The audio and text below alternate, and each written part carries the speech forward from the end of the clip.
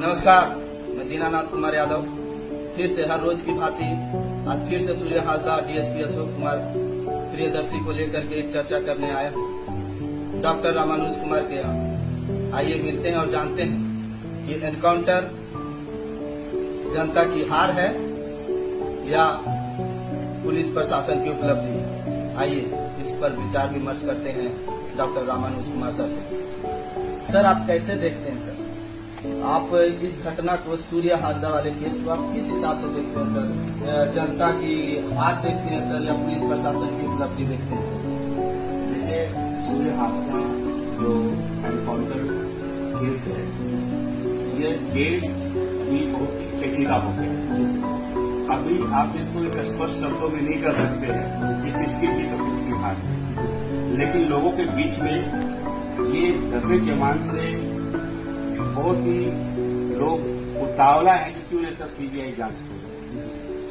अब ये जो मामला है वो झारखंड में अभी टॉप लिस्टेड मामला है और इस पे अभी हमने पिछले दिन देखे बाबूलाल मरांडी जी अपने राज्य दिया कि हत्या एक ठंडी दिमाग राज्य के पूर्व प्रथम मुख्यमंत्री हैं जी। कल उनका साहेबगंज के बाद गोटा हो गए, वहां पे मुलाकात की। बहुत सारी चीजें हैं जिसको अलग अलग पहलू से देखा जा सकता है। जब से झारखंड और बिहार अलग हुआ है, तो झारखंड जिस सपना से बनाया गया था वो सपना अभी तक धरातल पे आया है। आप देखेंगे कि कोई भी झारखंडी युवा सिस्टम के खिलाफ लड़ता है तो उस पर बहुत सारा चार्जेस फ्रेम कर देते हैं और वो इतना हताश हो जाता है कि वो अपने राज्य की लड़ाई को, अधिकार लेने की लड़ाई से पीछे हट जाता है। ऐसे बहुत सारे केसेस देखे हैं। झारखंड सरकार झारखंडी युवाओं पर कितना भी केस करती है, हमें लगता है 99% वो फॉल्स केस होता है। यानी आप सीधे तौर पर कर रहे हैं कि ये जनता की हार है? ये मैं अभी नहीं कर सकता हूँ। जब तक सीबीआई जांच सरकार इस पर परवरिश नहीं करती, सीबीआई जांच होना चाहिए, उसका क्या रिजल्ट है। हम और आप तो इन्वेस्टिगेशन वाले लोग नहीं हैं, जब तक उसका रिजल्ट नहीं आ जाए तब तक विचार करना चाहिए। लेकिन हमारे नजरिए से देखेंगे तो एक झारखंडी युवा का इनकाउंटर होना झारखंड में, कई दूसरे राज्य में हो जाए तो अलग बात है, वो हम इसका समर्थन पर्सनली व्यक्तिगत तौर पर। आप थोड़ा सा झारखंड के वर्तमान परिस्थिति से पीछे जाएंगे तो हमने देखा कि बहुत सारे नक्सली पकड़ाए भी और प्रशासन के अंदर ही भी रहे और फिर उनको वो छोड़ दिया। बहुत सारे बहुत ऐसे केसेस हैं जो 25-25 आरोप लगे हुए हैं। अभी मतलब है 25 आरोप एनकाउंटर।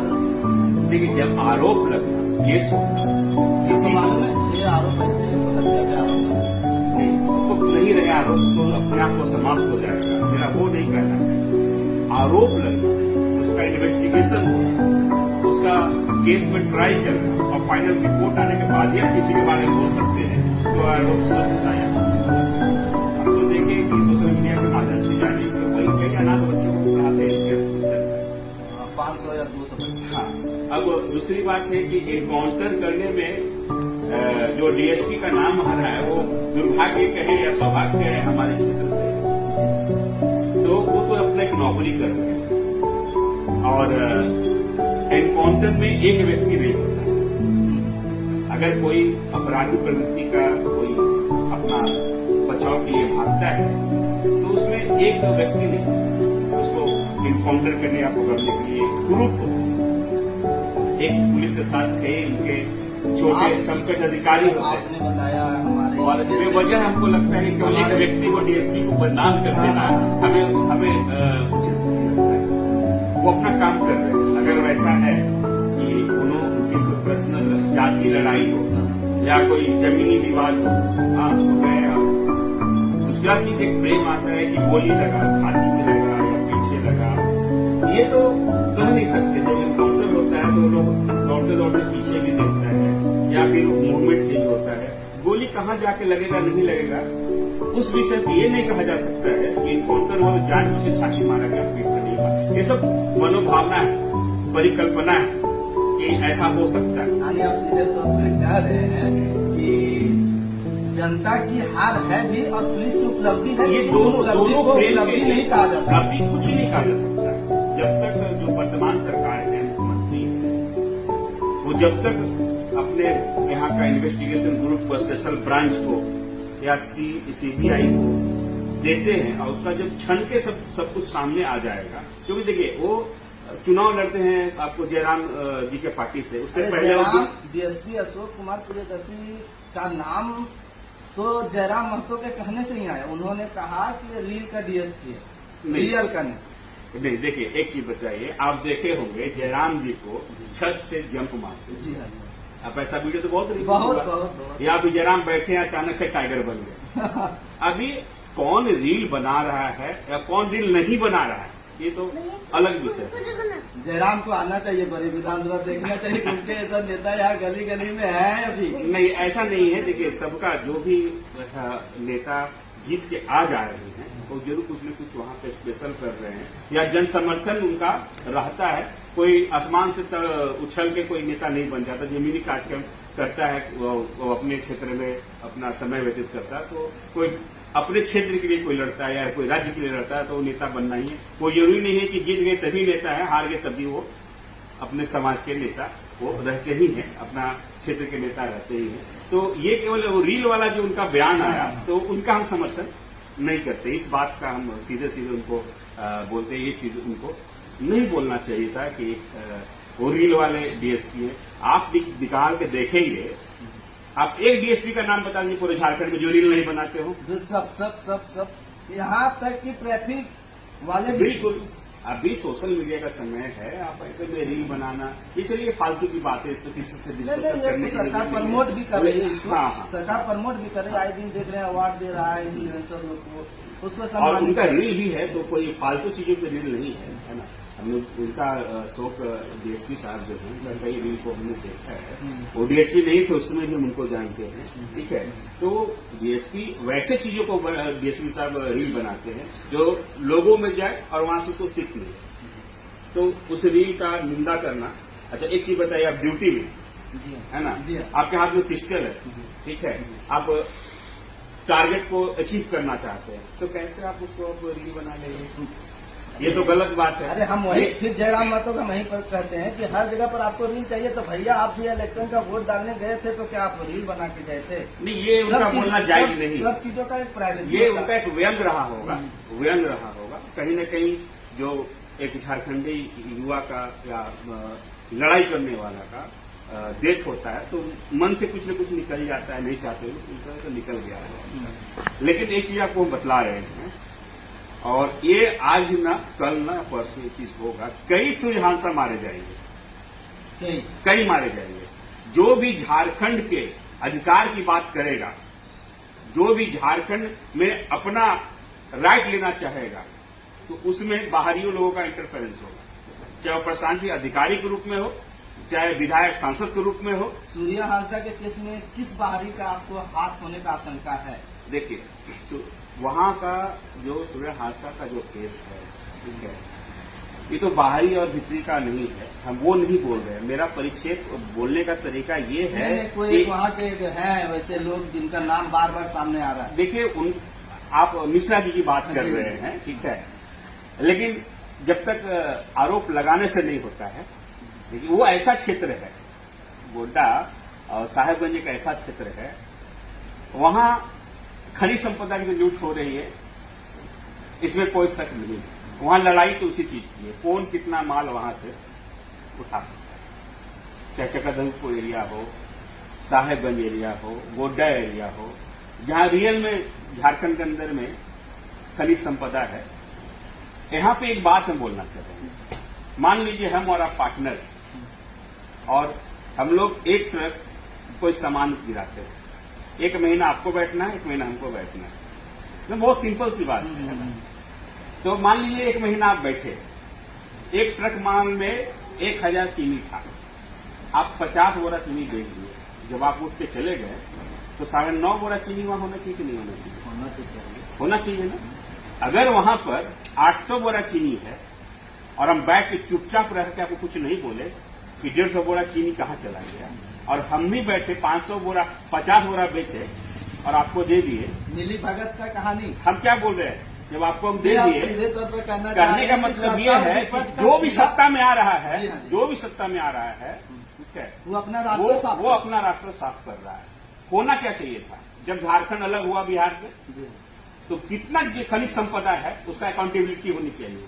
फलना की सरकार आई, कितना वहां पे खुदाई किया, उसका अकाउंटेबिलिटी आना चाहिए, हैंड ओवर कीजिए, अरे कितना होना चाहिए। हेमंत सोरेन बता रहे हैं आपको केंद्र सरकार रखे हुए पैसा उसका। हम पैसा वाला बात मामला अलग है, हम क्या बोल रहे हैं, हमारा जो खनिज, कल आप मुख्यमंत्री बन जाएंगे, फिर परसों हम मुख्यमंत्री बन जाएंगे, फिर लेकिन वहां जो खनिज संपदा वो तो कांस्टेंट होना चाहिए ना। 20 पेड़ है, एक कटा तो 19 होना चाहिए ना। वहां 17 का है क्यों? और है तो फिर काट के कौन ले गया? इसी को बोलते हैं अवैध खनन। जो सत्ता में आ रहा है, जिसके पास पावर है, वो अवैध खनन करते चला जा रहा है। अगला भी अवैध खनन किया तो आप उसका मामला उठाइएगा तो आप नहीं कर पाइएगा, आप उठाएंगे तो वो नहीं कर पाएगा। आपके अनुसार कहने का मतलब है झारखंड खनन को झारखंड में का परिणाम है कि सूर्य हासदा का झारखंड अलग, मेरा कहने में झारखंड अलग हुआ है, अभी तक केवल अलग हुआ है, लेकिन झारखंड में जो चीज होना चाहिए अभी तक वो चीज नहीं हो पा रहा है। और इसको रोकने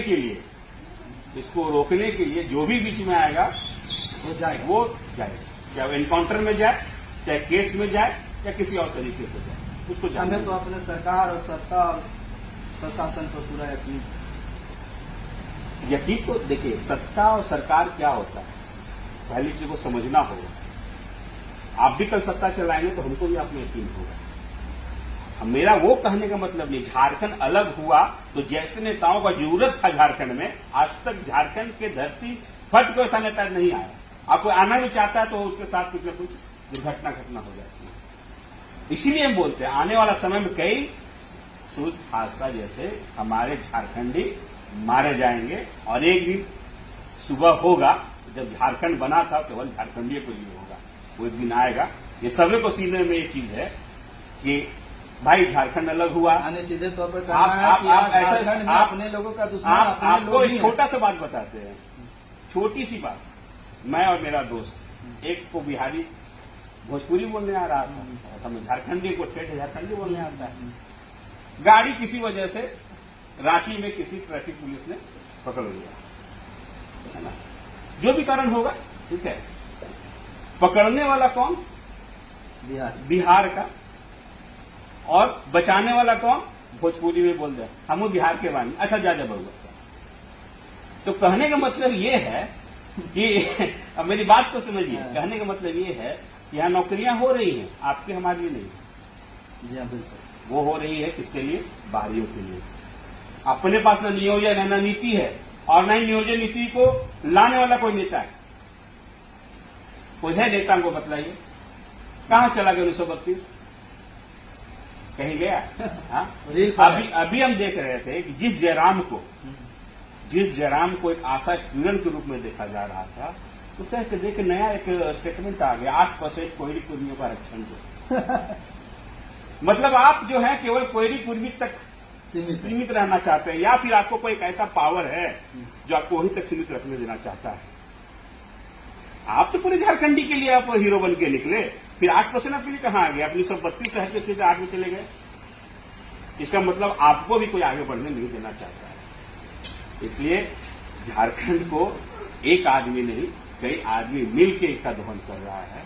तो को कार्यपालिका ही बोल सकते हैं, ठीक है, विधायिका ही बोल सकते हैं, है ना, न्यायपालिका ही बोल सकते हैं, सब तरह से। देखिए ना क्या हो रहा है अपना बड़का गांव में, एनटीपीसी में क्या हो रहा है आजकल। अम्बा मैं आपको बता दे रहा हूं कि आप 20,000 रुपए लेकर जाइए। अम्बा प्रसाद आजकल ज्यादा मतलब सोशल मीडिया में आ रही हैं, कुछ उनका हम उनके ऊपर पर्सनल कमेंट नहीं करना चाहते हैं, ठीक है। वो जो है नहीं है, वो सामने आ रहा है ना। व्यक्तिगत कभी लगाव था, अभी नहीं है। सुने आप बहुत करीब रहे हैं, आपके घर से गुजरते हैं, आपको पूछते तक नहीं है। क्या कीजिएगा, उसमें तो कुछ नहीं, उनका अपना मर्जी है ना। लेकिन जब भी हमको याद किए उनके लिए हम हाजिर रहे, जहां याद किए जाहिर है। और चौपाल ने हमारे घर पे सामने तक आए, हमारे पास नहीं आए। हम उनका भी तो उपयोगिता में नहीं रहे होंगे, नहीं आए। आप अशोक प्रियदर्शी के बारे में क्या सोचते हैं? देखिए, अशोक प्रियदर्शी बहुत ही नेकदिल इंसान, जिंदा दिल इंसान लड़का है और जानबूझ के लोग उसको इस मामले में लपेट रहे, एक लाइन नहीं समझिए। आइए दोस्तों, आज आपको बताते हैं डॉक्टर रामानुज सर से बात करके आखिरी निष्कर्ष क्या निकला। डीएसपी अशोक कुमार प्रियदर्शी सच्चे नेक दिल और कार्यवान व्यक्ति हैं, उन पर बेवजह आरोप लग रहे हैं। नमस्कार। इसी के साथ